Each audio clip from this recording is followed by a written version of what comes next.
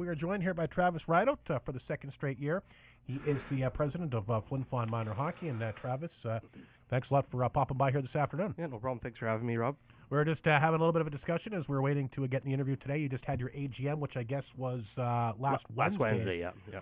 And I thought, all went well, and you're taking it on for the second year. I guess let's start with that. Why do you want to be the president of Flin Flon Minor Hockey again?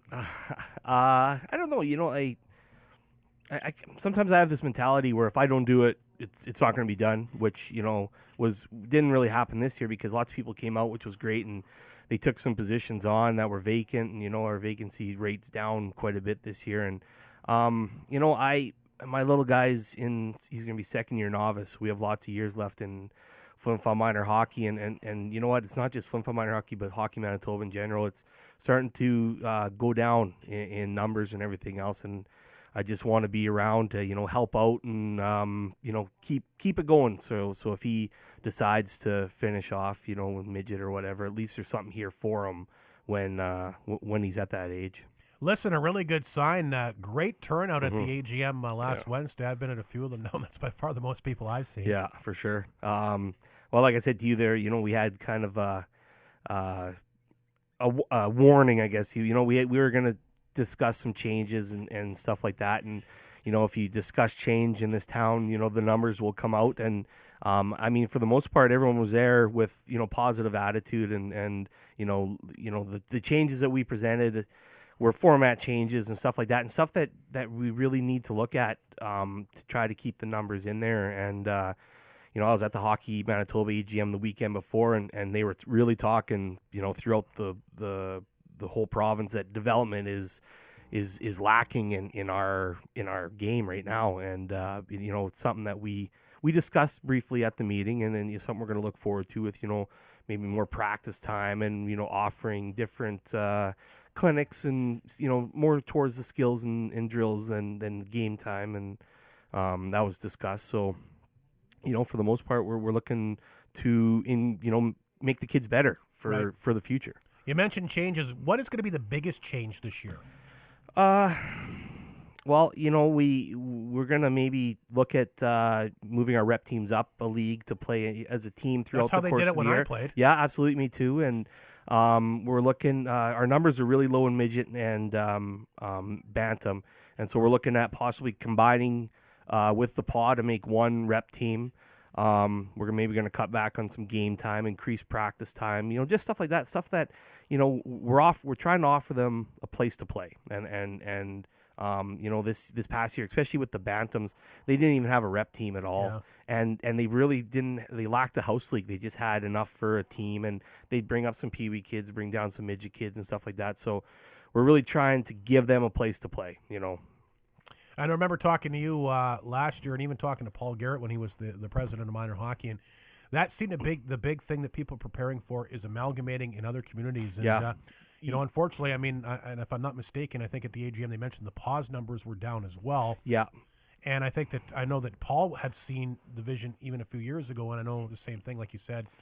If you want to give kids a chance to play, it seems like that's pretty much going to be what's going to have to be done. Yeah, absolutely. The paw, there's AA and A centers, and they've actually dipped down to A just based on their numbers. And looking south, lots of these little towns and everything, they're going to regional teams and district teams, and you're going to see that, especially in our older groups, with the kids going up to Norman and the kids being here, there's high school sports and everything else that kind of takes away from hockey, and these kids that are the elite kids, that have a potential to maybe play for AAA Norman one year, we got to give them a place to play.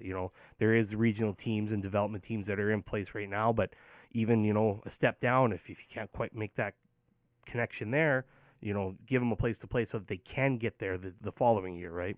What about the coaching? Is it harder to find coaches these days? Yeah, absolutely, it is. This year we we're having our coaches selection meetings tomorrow, and we have we only had 2 applicants for one team. Only had 3 applicants for the other team, and we didn't have a midget applicant. We only had 1 for bantam.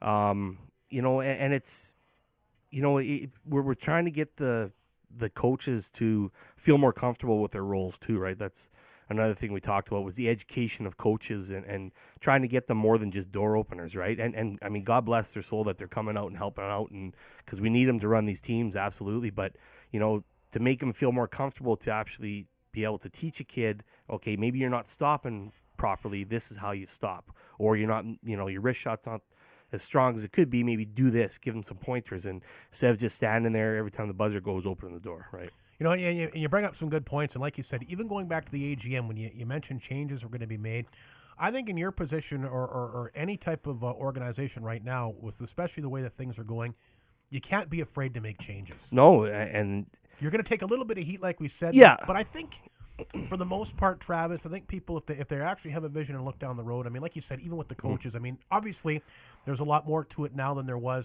probably when I played. Absolutely. And you know what? I think it is with change, you have to have a level of communication, a line of communication with, the executive and the board and the parents, the members.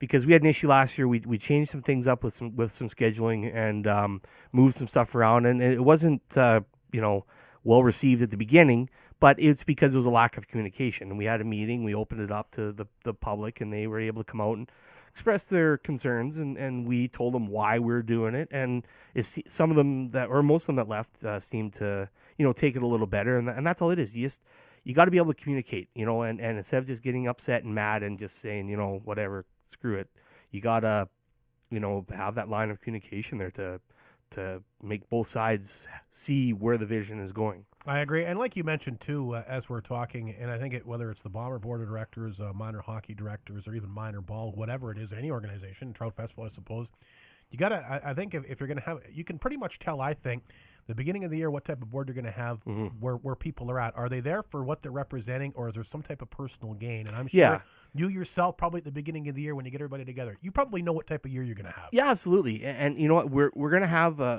think we're gonna have a little bit of a tougher year this year because it is a pretty new board. I mean, we have one guy in particular coming back. He was on the board before, and he's come back. And I just for the most part, I think everyone's there for the right reasons. They're there to keep this thing going, to help it run smoothly, and for the kids. And for the kids, that's the major point right there. I mean, we could sit up top and we could sit here and discuss this, and we could sit in our board meetings and whatever else, but it's about those kids that are 4 to 17. That's who we need to run this for.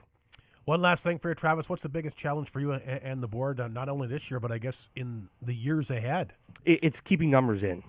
We can talk about bringing more kids in and trying to gain, increase the numbers in the lower categories and stuff. But this year we had 43 kids in Pee Wee and only 13 in Bantam. That's the next step, and that's a pretty huge loss. We need to keep the kids in, and if it's a matter of sitting down with a bunch of kids and saying, what's up? Why are you not, or what do you prefer? And just that's the big thing right now is keeping kids involved in hockey, keeping their excitement level up, and keeping them interested in playing the game.